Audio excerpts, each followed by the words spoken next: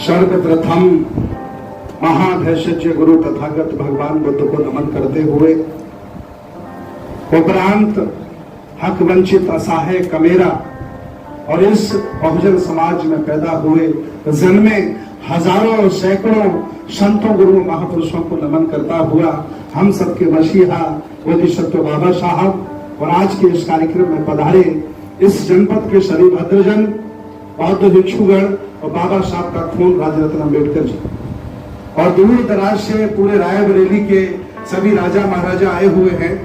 मैं बहुत बहुत शुक्रगुजार हूं कि आपने मेरे आदेश का पालन किया और शॉर्ट नोटिस पर मैं सिर्फ 5-6 लोगों को फोन कर पाया, मैं ज्यादा लोगों को फोन ही नहीं कर पाया। मैंने कहा आपस में आप चर्चा कर लेना, मेरे पास समय नहीं है, मैं 2-2 घंटे सो पा रहा हूँ, रात में इतना बिजी शेड्यूल है मेरा। तो सभी लोगों ने ये जो मान सम्मान रखा है, ये मेरा भी मान सम्मान है और रायबरेली का भी मान सम्मान है जो आप लोगों ने किया। क्योंकि राजरत्न जी जब महाराष्ट्र जाएंगे, अपने लोगों के साथ बैठेंगे, तो ये गर्व से कह सकते हैं कि हम भले ही बाबा साहब के खानदान के हैं या शहर के हैं या नगर के हैं, लेकिन सुदूर उत्तर प्रदेश के लोग हमसे कम नहीं हैं, किसी भी कीमत में हमसे कम नहीं है। ये बहुत बड़ा आप लोगों ने काम किया।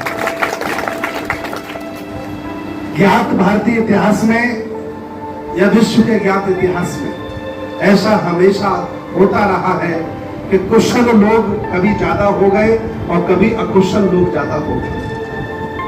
अच्छे लोग कभी ज्यादा हो गए, कभी बुरे लोग ज्यादा हो गए, लेकिन ये दोनों लोग हमेशा बने रहे। तथागत बुद्ध का समय उठा के देख लीजिए, सदगुरु कबीर का समय उठा के देख लीजिए, सदगुरु रविदास जी का समय उठा के देख लीजिए, या बाबा साहब का समय उठाकर देख लीजिए। आज जिन परेशानियों का रायबरेली के लोग सामना कर रहे हैं, या जिन परेशानियों का सामना मैं और राजरत्न जी कर रहे हैं, विचार करिए, इन परेशानियों का सामना बुद्ध ने, कबीर ने, रविदास ने, बाबा साहब ने भी किया। जब हम कभी भी क्रांति के लिए निकलते हैं, जब हम परिवर्तन के लिए निकलते हैं, तो न्यूटन का 20वां नियम है कि जो वस्तु,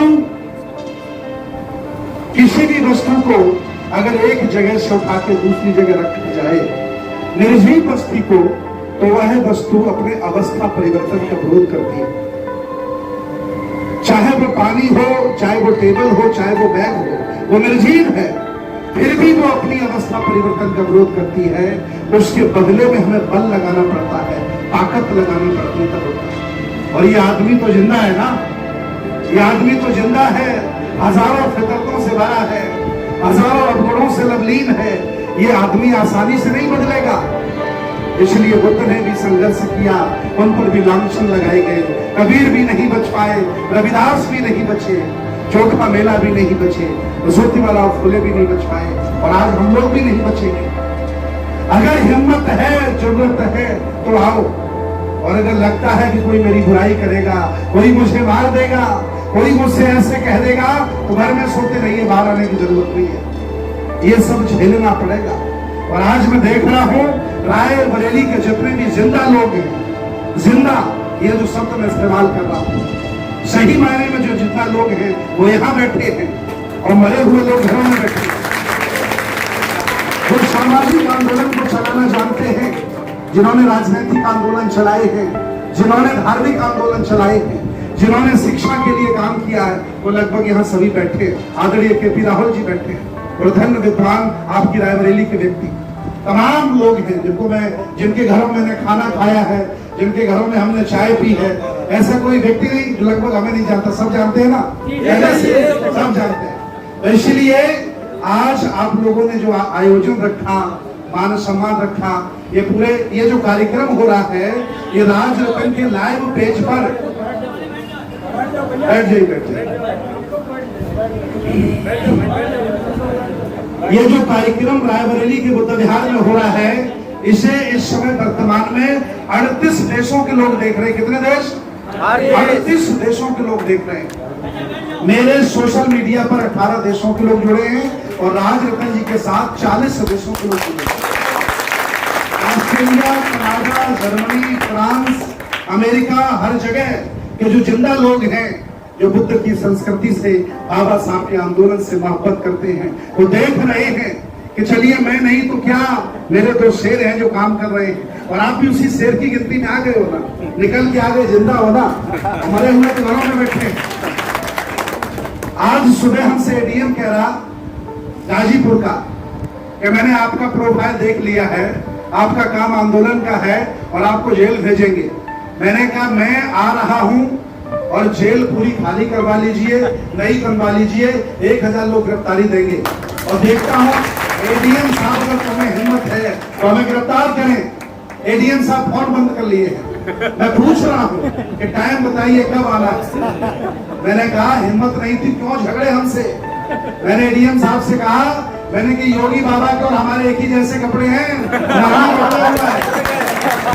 नाम ही अलग अलग है, विचारधारा अलग अलग है। हमने के ज्यादा पंगा मत लीजिए हम लोगों से। डर गया बेचारा एडीएम, हमको गिरफ्तार कर रहा, कह रहा कोरोना के काल में बिना अनुमति के आप कार्यक्रम कर रहे हैं। मैंने कहा कोरोना जब नहीं है तब भी कोरोना चल रहा है, तुम्हारा जीने नहीं दोगे क्या हमें? न खाने दे रहे, न जीने दे रहे, न कहीं करने दे रहे कुछ। ऐसी स्थिति में हम लोग लगे हैं, संघर्ष कर रहे हैं। और मैं आज बता दूं सभी राजा महाराजाओं को एक बात जो महत्वपूर्ण है कि एक बेटा पिता की संपत्ति की जिस तरह से रक्षा करता है, एक लायक बेटा पिता की संपत्ति की जिस तरह से रक्षा करता है, उसी तरह से बुद्ध की विरासत की रक्षा करने की जिम्मेदारी मेरी है। एक दौर था, मैं ले जाना चाह रहा हूं आपको, राजा बिंबिसार के जमाने में, राजा प्रसेनजित के जमाने में, राजा अजातशत्रु के जमाने में एक दौर था कि राजे महाराजे तथागत भगवान बुद्ध से स्वयं मिलने आते थे। और आज हमारी धार्मिक विरासत का, हमारी सामाजिक एकता का इतना ह्रास हो गया है कि 2 कौड़ी के नेता हमसे कहते कि मेरे घर आ जाइए, चाय पी लीजिए। ये मेरा ह्रास हुआ है। इसलिए अपनी पुरानी स्थिति वापस लाने के लिए, अपना पुराना धार्मिक गौरव वापस लाने के लिए मैं विचारधारा को फैलाने का काम कर रहा हूं और व्यवस्था परिवर्तन कर रहा हूं। जो सत्ता परिवर्तन के लिए लगे हैं वो मेरे लोग हैं, उनसे मेरी कोई झगड़ा नहीं है, उनसे कोई लड़ाई नहीं है। हम आपके साथ खड़े हैं। आप ईमानदारी से आप अपना काम करते रहिए और मुझे मेरा काम ईमानदारी से करने दीजिए। और मैं कोई अलग से नहीं कर रहा हूं। 2500 वर्ष पहले तथागत भगवान बुद्ध ने कहा था, जनक अभिक्ष बेचारी कम, बहुजन हिताय बहुजन सुखाय लोकानुकंपाय।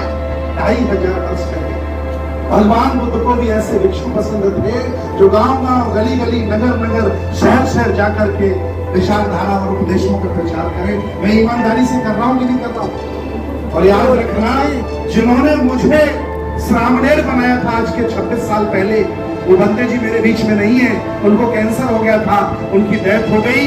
वो एक स्टेटमेंट दिया करते थे, जब नाराज हुआ करते थे, कहते थे एक जगह रुका हुआ पानी और एक जगह ठहरा हुआ भंते दोनों सड़ जाते हैं। इसलिए भंते अगर जिंदा रहना है तो एक बुद्ध विहार पर 10 दिन से ज्यादा मत रुक जाना। उपासक नफरत करने लगेंगे, तुमसे ईर्ष्या करने लगेंगे, तुम्हारे शब्द तुम्हारे खराब हो जाएंगे, भाषा तुम्हारी बदल जाएगी, तुम्हें फ्रिज से मोह हो जाएगा, तुम्हें टीवी अच्छी लगने लगेगी, बाथरूम में कोई घुस न जाए ताला लगाने लगोगे। इसलिए मोह पैदा हो जाएगा। इसलिए ज्यादा मत रुकना। और कहते थे, वो भंते जी कहते थे कि बौद्ध भिक्षु जब घर में खाना खाने आए तो उनसे पूछा जाए हाथ जोड़कर कि भंते जी 1 महीने में आपने कितने गांव में धम्म देशनाएं की? अपमान नहीं करना भंते जी का, पूछना है। क्योंकि जब तक आप होश में नहीं आओगे तब तक आपके भंते भी होश में नहीं आने वाले। यहाँ उपासक भी बेहोश है और भंते भी बेहोश हो गए हैं। इसलिए ये दोनों गाड़ी के पहिया हैं, उपासक और भिक्षु, और दोनों बढ़िया होंगे तभी धर्म आगे बढ़ेगा। इसलिए मैं चाहता हूं आप सब लोग भिक्षुओं से काम लीजिए, कार्यक्रम लगाकर उन्हें धम्म देशनाम बुलाइए, इनका पसीना निकलवाइए जैसे मेरा निकल रहा है। पर डे 1 केजी पसीना निकल रहा है ना, रोज निकलवाओ इन्हें, जगह जगह घुमाओ ताकि प्रचार हो। गली मोहल्ले में भिक्षु जाते थे, धम्म फैल गया। आज उस चीज की कमी है कि नहीं है? बाबा साहब ने कहा था अपने एक स्लोगन में कि नायक पूजा लोकतंत्र के लिए घातक सिद्ध होगी। नायक पूजा, राजरतन जी से हमने कहा, मैं बार बार कहता हूं कि हर जगह ये कहो कि मेरी उम्र 15-20 साल होगी, 50 साल होगी, 100 साल होगी, हम संसार से चले जाएंगे। लेकिन ये जो विचारधारा है ये 2500 साल से चलती चली आ रही है। मुट्ठी भर लोग इस देश भारत के विचारधारा को आगे करके शासन कर रहे हैं और हम नायक पूजा करके ऐसी तैसी मना रहे हैं। 85% लोग हम भारत के मोहताज हैं, कहीं बैठने को जगह नहीं, जाने को जगह नहीं, कोई घुसने नहीं देता, खा रहे हैं, सो रहे हैं और मरे जा रहे हैं। इसलिए कहीं न कहीं कमी हम कर रहे हैं, कहीं न कहीं हमसे अपराध हो रहा है और वो सबसे बड़ा अपराध है कि हम विचारधारा पूजक नहीं है, हम नायक पूजक बन गए। और नायक अगर खराब निकल जाए तो हजारों लोगों की जवानी खराब हो जाती है। इसलिए विचारधारा ज्यादा महत्वपूर्ण है, संगठन महत्वपूर्ण नहीं है, व्यक्ति महत्वपूर्ण नहीं है, ये सेकेंडरी है। विचारधारा के साथ जुड़िए और ये विचारधारा कोई बुद्ध से और बाबा साहब से ही नहीं है, बीच में बहुत लोग पैदा हुए हैं। अध्ययन करिए, मैं आया था यहाँ, आप लोगों के बीच में बताया था कि अकेले अकेले मत खड़े रहिए, ये बहुजन समाज की तमाम जातियां हैं, उन घरों में तमाम राजे महाराजे संत गुरु महापुरुष पैदा हुए हैं, उनका इतिहास आइए, उनकी बातें लेकर उनके मोहल्लों में जाइए। आपको खुशी होगी कि मैंने किसान आंदोलन में पहुंचकर मैं जब पहली बार गया तो जाट हमसे बोले राधे राधे बाबा। तो मैंने कहा मैं क्या बताऊं इनको, मैं तो आंदोलन में आया। भाई उनको क्या पता, जैसे बाबा योगी वैसे हम। बोले आपकी भी छोटी नहीं, उनके भी छोटी नहीं, एक ही बात है। मैंने जाटों को समझाया, मैंने कि मट्ठा पी लो आप कम से कम 1 लीटर, इसके बाद आपका दिमाग ठंडा होगा, फिर समझाएंगे तुम्हें। जब मंचों पर हमने वहां बोलना शुरू किया और बोला नमो बुद्धाय जय भीम, तब उनके समझ में आया तो मामला दूसरा लगा। 7 महीने बाद मैं जाट गुजरों को यह समझा पाया कि मैं बौद्ध भिक्षु हूँ, वो बाबा दूसरा, हम बाबा दूसरा। सोचिए अगर मैं न जाता वो लोग जान ही नहीं पाते, वो यही नहीं जानते थे कि भक्ते जी क्या होते हैं। इसलिए हमें जाना पड़ेगा। और आज खुशी आपको होगी ये जानकर कि तमाम गुजरों ने अपने घरों पर पंसील के झंडे लगा दिए। जब हमने उन्हें बताया कि सम्राट कनिष्क के खानदान के तुम लोग हो, सबसे ज्यादा बुद्ध की प्रतिमाएं उन्होंने बनवाई। जम्मू कश्मीर से लेकर के मथुरा और मथुरा से लेकर के कालिंजर का किला, ये सारे जो एरिया है यहाँ आपके शासन रहे। बौद्ध भिक्षु क्या बनवाई थे, बुद्ध की संस्कृति को मानते थे, तो गुजरों ने झंडे लगा दिए। मैंने प्रयास किया, मैं 6 बार आजमगढ़ गया और आजमगढ़ किनके घर गया, रमाकांत यादव के घर। और मैंने रमाकांत यादव जी से कहा, मैंने कहा आप जैसा बाहुबली आदमी जो 40 राइफलें लेके चलता है और 10-20 गाड़ियां लेकर के चलता है, आप जैसा बाहुबली व्यक्ति ब्राह्मणों के कलावे से डरता है, आप में कलावा काटने की हिम्मत नहीं है, क्या यादवों को आप समझाओगे?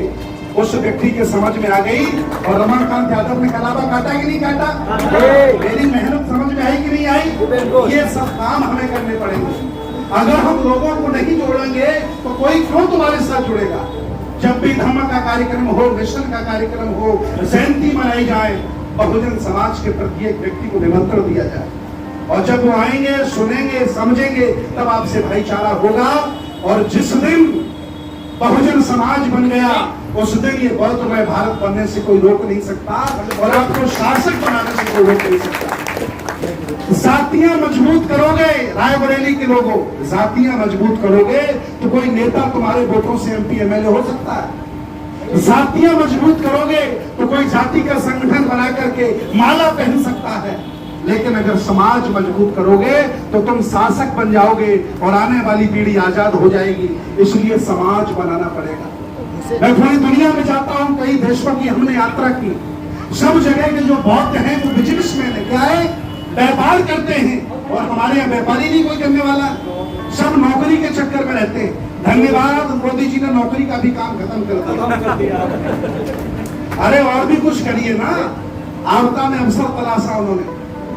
धीरे धीरे हम चाहते हैं कि मेरा समाज जो बाबा साहब चाहते थे, सामाजिक हो आगे बढ़े, धार्मिक आगे बढ़े, राजनीतिक आगे बढ़े, आर्थिक आगे बढ़े, सरकारी सेवाओं में आगे बढ़े और जुडिशरी में आगे बढ़े, मीडिया में आगे बढ़े और ग्लोबल जो बाबा साहब ने हमें जातियों में निकाल करके बुद्ध का धर्म दिया।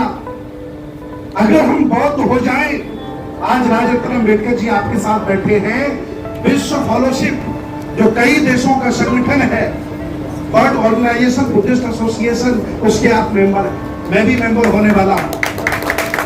और वहां कार्यक्रमों में जब ये जाते हैं तो वहां भारत से कौन जाता है? नरेंद्र मोदी या बकैया नायडू जाता है और कहता है कि मैं बुद्ध की धरती से आया। सोचिए आप, और यहाँ आकर के हिंदू राष्ट्र बना रहा है। इसलिए आप ईमानदारी से बौद्ध बनिए, भूल जाइए सब पुरानी बातें, छोड़ दीजिए पुराने झंझट और नया जन्म लेने के बराबर आप अपना ये निर्णय लीजिए। ये मेरी भी मेहनत सफल होगी, आपकी भी सफल होगी और सही मायने में आप नालायक नहीं, बाबा साहब की लायक संतान पैदा होगी अगर आप ऐसा निर्णय लेते हैं। इसलिए मैं चाहता हूं, और ये जो मेरा अभियान है, मैंने सारे काम करके देख लिए, सब लोगों से मिलकर देख लिया। मैंने 50-50 राजनीतिक पार्टियों के लोगों की मीटिंगें करा के देख ली।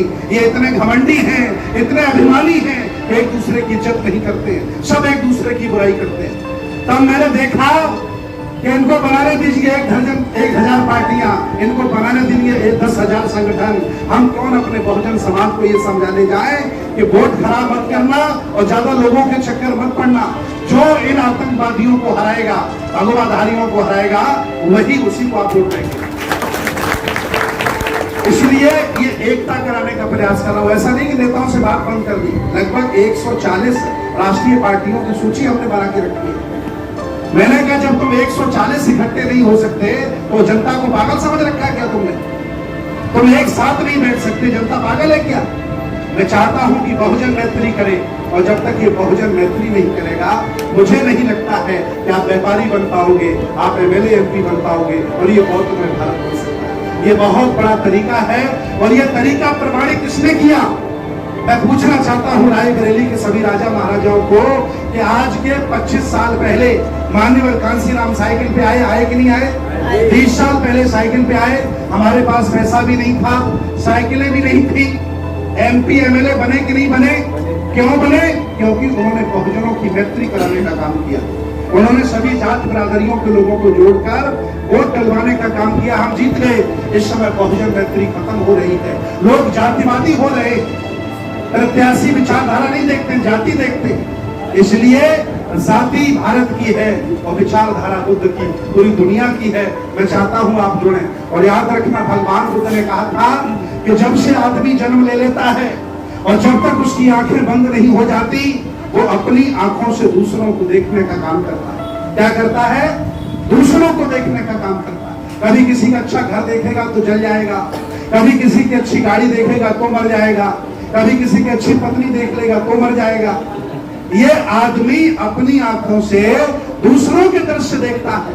भगवान बुद्ध यहाँ कह रहे हैं कि हे मनुष्य, हे नादान, तूने अपनी आंखों से दूसरे दृश्य देखने की बजाय अगर अपने आप को देखा होता तो तू आज मसीहा बन गया होता, तू मसीहा बन गया होता। इसलिए हम अपने आप को भी देखने का काम करें। आलोचनाएं वो करते हैं जो कमजोर होते हैं, आलोचनाएं वो करते हैं जो नगण्य होते हैं, जीरो होते हैं, और सम्मान वो देते हैं जो बहादुर होते हैं। आपने सम्मान देने का काम किया, आप बहादुर हैं। याद रखना, भगवान बुद्ध ने कहा था कि मृत्यु उनकी होती है जो सिर्फ अपने लिए जीते हैं।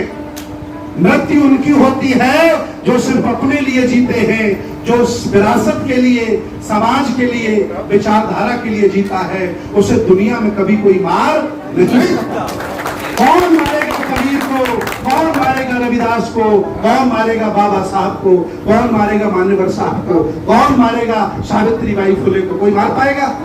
मरते वो हैं जो किसी काम के नहीं और कुछ करते नहीं। इसलिए बहुत बड़ा कमेंट है तुम्हारे ऊपर, कुछ करके दिखाइए। ये जिंदगी व्यर्थ मत जाने दीजिए, कुछ करिए। बिना कुछ करे कुछ होता नहीं है। त्यागियों का इतिहास लिखा गया और भोगियों को कोई जानता नहीं है। बाबा साहब त्यागी हैं, जितने भी त्यागी हैं बहुजन महापुरुष के लोग, उनके इतिहास लिखे गए, उन पर लोग PhD कर रहे हैं, और एसी में सोने वाले कब मर गए उन्हें कोई नहीं जानता। इसलिए आओ हम निकलते हैं और अपने पुराने गौरव की तरफ फिर चलते हैं। तुम कोई गरीब छोटी जाति के लोग नहीं हो, तुम कोई असहाय और कमजोर नहीं हो, तुम इस देश भारत के पुराने राजा महाराजा हो। ये मैं बार बार कह रहा हूँ, आज फिर कह रहा हूँ। हम अपने आप को छोटा मान लेते हैं, छोटी जाति का मान लेते, कमजोर मान नहीं। हम इस देश भारत के पुराने राजा महाराजा के चारों तरफ हमारी विरासतें फैली हुई है। मैं भी पंजाब का, हम राज रतन जी, वहाँ 30 जगह पुराने किले निकले हैं। बहुत बड़े बड़े जो बहुजनों के किले हैं। हरियाणा में कम से कम 40 जगह बुद्ध की विरासत निकली है, और जहां जहां खुदाई हो रही है वहां तुम्हारी ही विरासत निकल रही है। इससे सिद्ध होता है कि आप इस देश भारत के असली राजा महाराजा हो। आओ, सारी चीजों को भुलाकर, आपस में अभिमान और घमंड को भुलाकर हम बुद्ध की छाया में आते हैं और अपने आप को धन्य बनाते हैं और इस महापुरुषों की विचारधारा को आगे ले जाते हैं। मैं बहुत बहुत शुक्रगुजार हूँ बंदे कमल सिंह जी का, उनकी सारी टीम का, पेरेक्ट सोसाइटी टीम, भारतीय बौद्ध महासभा और भी हमारे जो विश्व बौद्ध संघ और भी जो संगठन यहाँ है, SC/ST यूनियन, टीचरों के जो हमारे संगठन है यहाँ, और जो यहाँ वरिष्ठ नागरिक हैं, जो वरिष्ठ नागरिक हैं जिन्होंने मेहनत करके आंदोलन चलाया, जिन्होंने संघर्ष करके बुद्ध का आंदोलन चलाया, जिन्होंने जो पौधे लगाए, मैं उन्हें विश्वास दिलाना चाहता हूं कि आप परेशान मत होइएगा। आपने जो धर्म रूपी, समाज रूपी पौधा लगाया है, मैं उसमें पानी डाल करके हरा भरा करूंगा। आपके समाज में कभी नहीं आने देगा, ये मैं विश्वास दिलाता हूँ अपने वरिष्ठ नागरिकों को कि परेशान मत होना, अपने आप को कमजोर महसूस मत करना। हम निकल पड़े हैं और तब तक चलते रहेंगे जब तक आपको फिर पुनः शासक नहीं बना देते और इस भारत को बौद्ध में नहीं बना देते।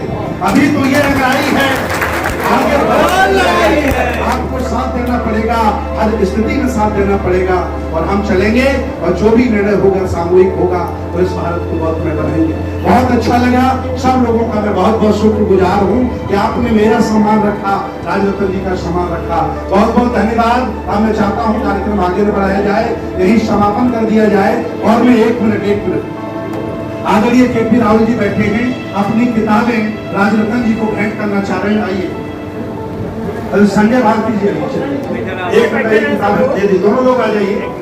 इसके बाद बंदे जी सभ्य सत्ता हम लोग करेंगे, समापन करेंगे, क्योंकि हमें आगे जाना है। अभी 5 जगह